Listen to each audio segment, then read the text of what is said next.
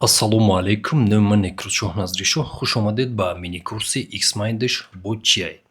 Дар дарси гузашта мо бо темплейт ё қолабҳои омода шинос шудем. Дарси имрӯза, дарси ҳаштум, сохторҳои гуногун, структураҳо дар Xmind ва тарзи дурусти истифодаи онҳо. Дар дарси имрӯза яке аз имкониятҳои ҷолиби Xmindро меомӯзем: структураҳо, яъне сохторҳои гуногуни намоиши маълумот. Бисёр одамон фикр мекунанд, ки дар Xmind танҳо як намуди майндмап вуҷуд дорад. Мисол, шумо бисёр амире де хиёл кардаген ами хеле яки ҷамъи искусствии интеллект нависагии текст. Аммо ин тавр нест. Xmind якчанд сохтори гуногун пешниҳод мекунад ва ҳар кадоми онҳо барои вазифаи муайян мувофиқ аст.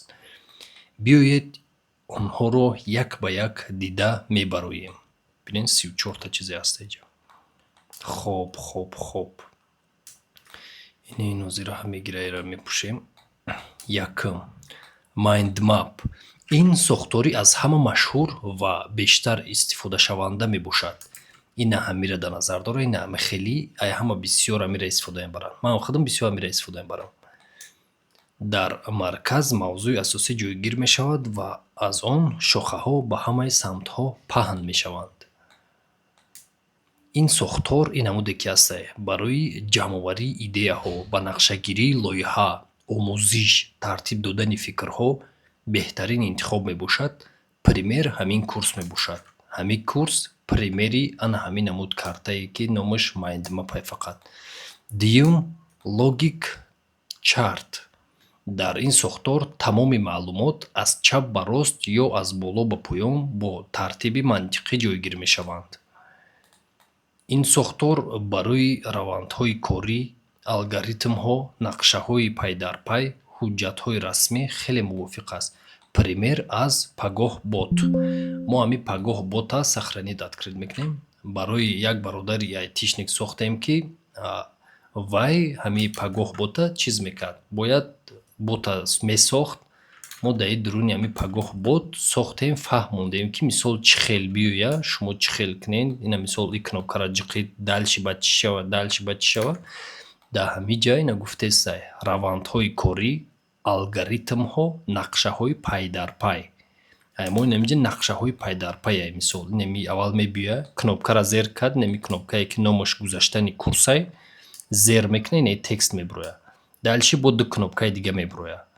И кнопкаша зер куна, ҳеҷ кона куна 30 минут, ина и текст мераваша автоматик. Бо баъди 6 соат ҳеҷ кона куна, и текст мерава. Бо ҳеҷ кона куна, и текст мерава. Просто ки ина ҳами пай дар пай. Мо ҳами намуди номаш чӣ хеле буд? Логик чарта да ҳамин намуд истифода бурдем. И аз шумо зависит мекуна, ки да кадом намуд истифода мебаред худтон. Хоб. Сеюм, три чарт. Тричарт маълумотро мисли дарахт нишон медиҳад. Аз мавзӯи асосӣ, шохаҳо ва зербахшҳо ташкил мешаванд. Мекушоем, ин сохтор барои сохтори ширкат, сохтори даста, категорияҳои маҳсулот, папкаҳо ва ҳуҷҷатҳо истифода мешавад. Аз ин пример надорум, вабше кам ё вабше истифода намебарам. Ҳамин намуди гуфтагии ира ма вабше дар ҳеҷ ҷо истифода накардам, намедонам. Биёин чорма мебинем. Орг чарт. Организатсион мисол. Ин сохтор бештар барои ташкилотҳо истифода мешавад. Дар он роҳбар, менеҷерон ва кормандон бо тартиби иерархӣ нишон дода мешаванд. Агар шумо ширкат ё даста дошта бошед, ин сохтор хеле муфид аст. Инҷа мебиёем, анера мекушоем. И барои акоҳое ки бизнес дорен ку, ё ки барои нафарое ки бизнес кушоданиян, беҳад зарура ҳамин чиз, нами организатсионе. Мисол, шумо вақте ки ҳамхеле организатсиони дорен, ҳама коротона хушрӯ мебинен дига. Кадом одам чӣ кора мекунад, кадом одам кадом кор да чизае мисол алоқаманда мисол, кадом кор да ҷавоб метиҳад, ҷавобгарӣ ки да чие мисол. Ина мебинем да ё CES Family Team и асосишона мисол проектшон. Дальши основатели клубшон ина ёдам. И личный бизнес ассистент дора ина. И хеме биёем отдел продажшон мисол на менеҷер по продажам ина меодам. Иш бо помощники менеҷер по продажам мисол и общения мекарда ина хеле коро вазифаош да ҳамун компания буда. Ана мехел шумо метавонед якта ба якта ҳама вазифаҳоро нависед. агар хоҳен амира дастрасӣ кардан 10 сомонаи нархаш амира хича мепартоемтона поли меомӯзенирао дальчи баъд ини хитона мекунен ё ки бепулак да боло партофта будам якта да дарси пештара метонен авая бинен просто и уже рабочий схема дальчи мерем яра ини сохранить мекунам таймлайн барои нишон додани рӯйдодҳо аз рӯи вақт истифода мешавад мекушоем масалан нақшаи солона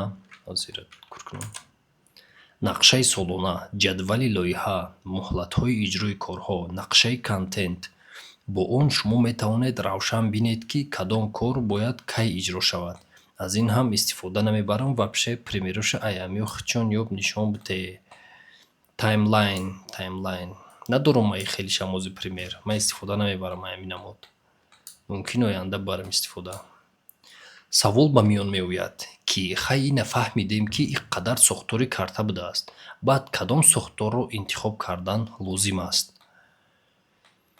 қоидаи оддӣ ҳамин хелае ки қоидаи оддӣ агар мехоҳед идеяҳоро ҷамъ кунед майндмап истифода баред ана ҳамин намуд агар раванд ё алгоритмро нишон додан мехоҳед логическиро интихоб кунед агар сохтор ё категорияҳо тартиб диҳед три чарт агар сохтори ташкилотро нишон диҳед организатсионӣ агар ба вақт ва муҳлатҳо кор кунед таймлайн дар хотир доред сохтори дуруст фаҳмидани маълумотро хеле осон мекунад баъзан танҳо бо иваз кардани сохтори харита тамоми лоиҳа равшан ва хонданаш осонтар мешавад пример ҳамин картара иваз кун ба дигар сохтор розе мебинем ма нишонто медиҳам мишкаи ма вайрон шида як бор меҷиқӣ дубор меҷиқа нигоҳ кунед ҳози ина ҳами картаи мо ина мудае ранги майндмапай мекушоем ма ҳози амира намудча дига мекунам дар ин имиҷа иваз мекунам структура зер мекунам дар боло зер кардем омадем структура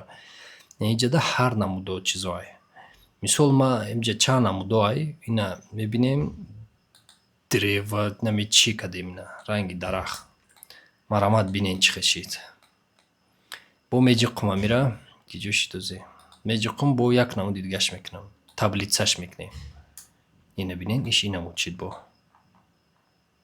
дидесе бо мегирем таблицара чихе кунем шабо организатсиони мекунем ки барои вообще тоғри намегира набинен чихе шид барои ҳами ҳар як ҳами хели структурара дар ҳамун кори худаш интихоб карда битонен кори шумо беҳад осон мешава ёфтани чизотонам беҳад осон мешава фаҳмиданшонам зур мешава мисол хитон диден ҳозир ки ман мисол дига намуд структурара дар ҳами дарс кардам чим чишид исме биёем аз ин рӯ пеш аз оғози кор дар исмайнд як маротиба фикр кунед